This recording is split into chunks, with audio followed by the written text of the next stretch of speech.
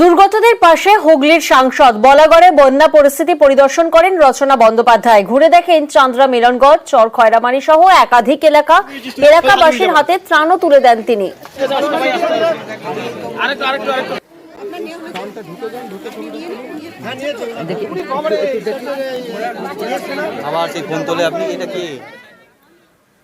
যাকে আমাদের পশ্চিমবাংলার মানুষ, হুগলি জেলার মানুষ ভোট দিয়ে জিতিয়ে নিয়ে এসেছিলেন, তিনি তাদের পাশে এসে দাঁড়াননি বা কোনো রকম কাজ করতে পারেননি, সেটা তাদের দুর্ভাগ্য। এবং দেখা যাক এখন কতটা করা যেতে পারে। আমি আমার তরফ থেকে 100 ভাগ চেষ্টা করব, চেষ্টা ত্রুটি রাখবো না। এর পাশাপাশি রাজ্যের বন্যা পরিস্থিতির জন্য ডিভিসিকে দায়ী করেছেন তৃণমূল সাংসদ।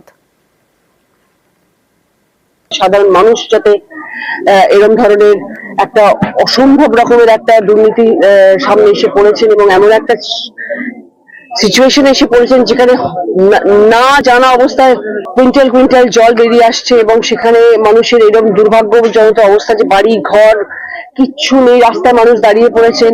আর এটা ওনারা বলছেন, ওনারা জানিয়ে পাঠিয়েছেন, সেটা অ্যাকচুয়াল কি ঘটনা সেটা তো আমাদের কাছে এই মুহূর্তে জানা